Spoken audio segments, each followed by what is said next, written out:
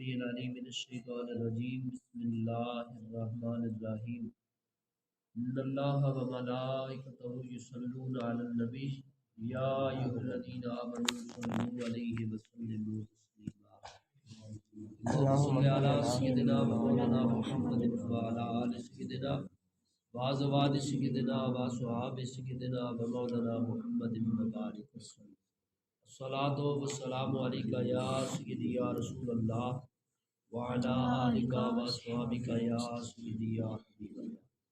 اللہ رب العالمین کی حمد و ثنا کے بعد نبی دو عالم فخر مجسم شفیع معظم جناب محمد مصطفیٰ احمد مجتبیٰ صلی اللہ تعالی علیہ وآلہ وسلم کی ذات گرامی کے اوپر ہدیہ درود شریف کا نذرانہ پیش کرنے کے بعد مسجد کا بیان آج آپ لوگ سماعت فرمائیں گے۔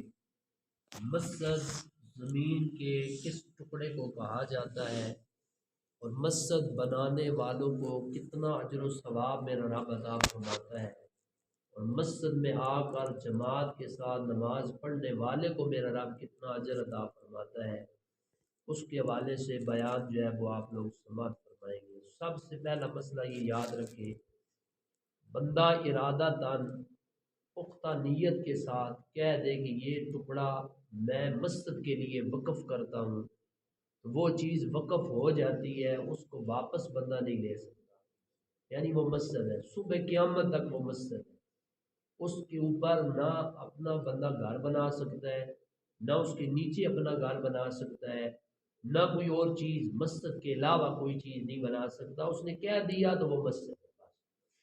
سمپل سی بات ہے، وہ چڑائی ہو یا نہ ہو، مینار بنے یا نہ بنے، وہ مسجد ہی ہے۔ اس کے بارے میں فرمان رسول ہے صلی اللہ علیہ وآلہ وسلم، بخاری اور مسلم شریف کی حدیث مبارکہ ہے، حضرت عثمان رضی اللہ تعالی عنہ نے کہا رسول اللہ صلی اللہ علیہ وآلہ وسلم نے فرمایا کہ جو شخص اللہ تعالیٰ کی خوشنودی کے لیے مسجد بنائے گا، خدا تعالیٰ اس کے صلے میں اس کا گھر جنت میں بنائے گا۔ یہ بہت بڑا اجر ہے، بہت بڑا اجر ہے۔ مالا والے سخی نہیں ہوندے، سخیاں مال نہیں ہوندا، ایتھے اوتھے دوئی جہان سخی کنگال نہیں ہوتا۔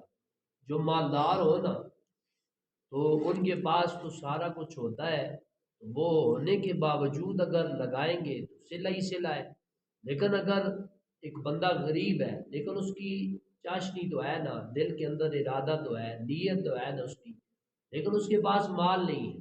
لیکن یہ بھی بات یاد رکھنا، میرے کریم آقا رؤوف الرحیم آقا علیہ السلام نے فرمایا جو غریب ہو اور تھوڑے پر گزارا کر لے، تھوڑے پر گزارا کر لے، صبر کرے، قیامت والے دن میرا رب اس کے تھوڑے اعمال پر بھی اسے صلہ عطا فرمائے، یعنی تھوڑے عملوں پر بھی میرا رب راضی ہو جائے گا۔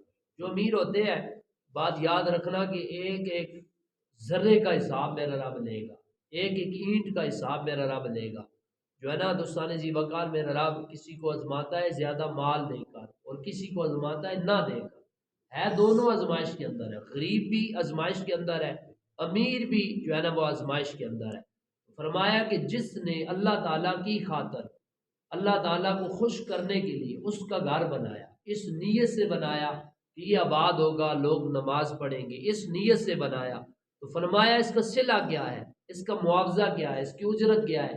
فرمایا اس کے صلے میں میرا رب اس کا گھر جو ہے وہ جنت کے اندر بنا دے۔ کتنا بڑا اجر ہوا، یعنی کہ جو اللہ تعالیٰ کی رضا کے لیے دنیا میں گھر بنائے، مسجد بنائے، من بنا للہ مسجدا بن اللہ لہ بیتا فی الجنہ، فرمایا کہ میرا رب اس کے صلے میں اس کا گھر جنت میں بنا دے گا۔ تو کتنا بڑا اجر ہوا جو اللہ رب العالمین کا گھر بناتا ہے اور مسجد بناتا ہے۔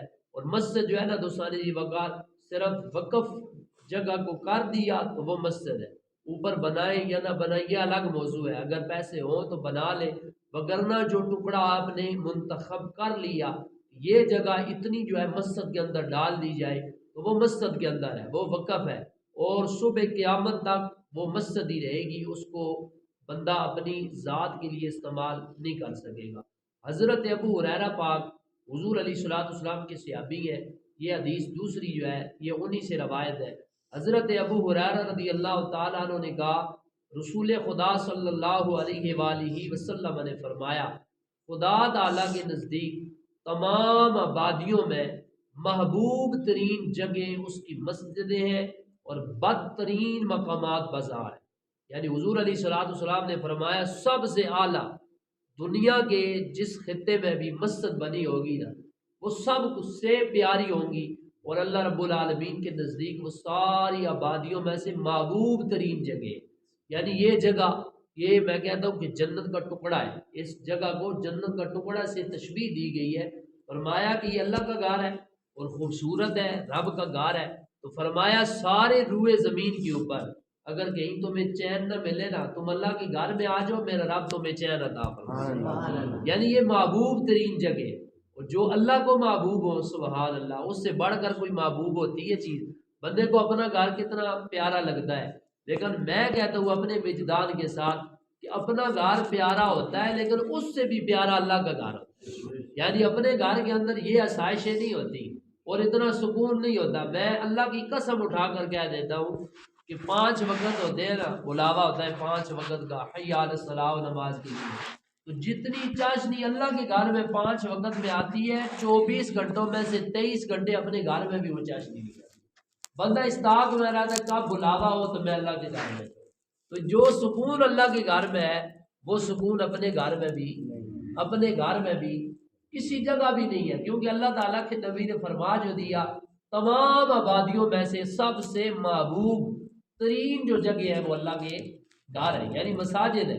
تو اللہ کے گھر میں بیٹھ کر اللہ کا ذکر کرنا میں کہتا ہوں یہ بہت بڑی عبادت ہے. اور جتنی سانسوں نے نام لیا ہوگا میرے خدا کا اور میرے مصطفیٰ کریم کا سبحان اللہ وہ ایک ایک لمحہ والی لیے برکت کا سبب بنے گا. تو فرمایا کہ سب سے محبوب جگہ اللہ تعالیٰ کی مسجدیں ہیں اور فرمایا سب سے بری جگہ بدترین مقامات جو ہے وہ بازار ہے. آج دیکھو بازار کے اندر کھلی جو ہے نا ننگے سر کے اندر عورتیں جو ہے وہ جا رہی ہے اور وہاں پر جتنی بدماشی چل رہی ہے آپ سب لوگ جانتے ہیں. بازاروں کے اندر کیا کچھ نہیں ہو رہا لیکن جو بندہ بازار کے اندر گیا اور فرمان رسول ہے فرمایا کہ جو بندہ بازار کے اندر جائے اور اس بازار کے اندر جا کر جو بندہ چوتھا کلمہ پڑھے لا الہ الا اللہ وحدہ لا شریک لہ لہ الملک و لہ الحمد یحیی و یمیت وہو حی لا یموت ابدا ذو الجلال والاکرام بیدہ الخیر وہو علی کل شیء قدیر. چوتھا کلمہ جو پڑھے گا فرمایا اس کو میرا رب اتنا اجر عطا فرمائے گا کہ 70 سال کی عبادت کا ثواب میرا رب اس کو عطا فرمائے گا بازاروں کے اندر. اور دوستان جی وقار بازار سب سے بری جگہ ہے اور فرمایا کہ بازار کے اندر سب سے پہلے جو گناہ ہوتا ہے نا وہ آنکھوں کا گناہ ہوتا ہے. جو ہم جو ہے نا بد نگاہی کرتے ہیں اور بد نگاہی بازاروں کے اندر بہت زیادہ ہوتی ہے. رب تعالیٰ ہمیں محفوظ فرمائے. اور گزشتہ بیانات کے اندر آپ لوگوں نے یہ سماعت کیا تھا کہ عورت جو ہے نا عورت کے معنی پردہ ہے. تو جب عورت اپنے معنی کو نہ سمجھے عورت کا معنی ہے پردہ.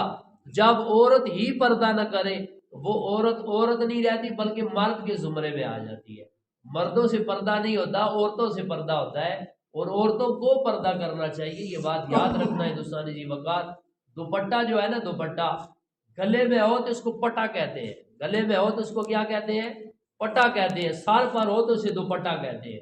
جب سر سے گلوں میں آ جائے تو وہ پٹے ہوا کرتے ہیں وہ دوپٹے نہیں ہے.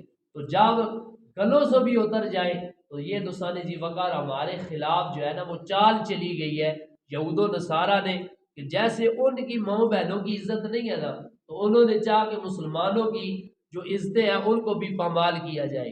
کبھی نوکری کا لالچ دے کر کبھی پڑھائی کا لالچ دے کر کبھی کون سا لالچ دے کر ہماری ماؤں بہنوں سے انہوں نے وہ جو چادر اور چار دیواری کا مقام جو تھا نا وہ چھین لیا گیا. اب اللہ تبارک و تعالیٰ معاف فرمائے ہماری بہنوں ہماری ماؤں کے سروں پر وہ دوپٹے نہ رہے. لیکن آج بھی میں پورے وثوق کے ساتھ ایک بات کہتا ہوں کہ اللہ تعالیٰ ان ماؤں کو سلامت رکھے جو زندہ ہے نا سلامت رکھے ان کو کہ جو پڑھی نہیں ہے جو جاہل ہے جو پڑھی نہیں ہے ایک الف با تا سا بھی وہ نہیں پڑھی سکول کی ایک کلاس بھی وہ نہیں پڑھی لیکن اللہ کی عزت کی قسم اٹھا کر کہتا ہے ان کا سر کا دوپٹہ ابھی بھی سلامت ہے، ابھی بھی سلامت ہے، ان ماؤں کا دوپٹہ سلامت ہے۔ جب وہ باہر نکلتی ہے نا تو بڑی چادر جس کا قرآن پاک نے حکم دیا 22ویں سپارے کے اندر ذکر موجود ہے، میرے رب نے پورے احکام بیان فرمائے۔ جیسے نماز کا بھی میں نے آپ کو حدیث سنائی ہے نا، اور مسجد کی سنائی ہے، حدیث مبارکہ سنائی ہے، اسی طریقے سے اللہ کا فرمان ہے، فرمایا کہ جب اے مسلمانوں کی عورتوں، نبی کی گھر والیوں، جب تم باہر نکلو نا تو بڑی سی چادر اوڑھ لیا کرو، تاکہ دیکھنے والا یہ سمجھے کہ کوئی یہ جوان جا رہی ہے، بوڑھی جا رہی ہے، اس کو معلوم ہی نہ ہو سکے کون جا رہی ہے۔ تو شرعی پردہ کرنا یہ ہر عورت کے اوپر واجب آتا ہے۔ جب وہ پردہ نہ کرے گی تو دوستانی جی بکر یہ یاد رکھنا میرا رب اس کو طرح طرح کے عذابوں میں مبتلا کرے گا۔ میرے آقا معراج پر گئے، یہ جو رجب شریف کا مہینہ جاری ساری ہے نا، اور اس کے اندر آپ انشاءاللہ العزیز آپ بیانات سنیں گے کہ 6 قسم کی عورتوں کو عذاب ہو رہا تھا۔ ایک وہ عورت تھی جس کو بالوں کے ذریعے جو ہے نا الٹا جہنم کے اندر لٹکایا گیا۔ میرے کریم آقا نے جب دیکھا نا تو پوچھا گیا، میرے مصطفیٰ کریم علیہ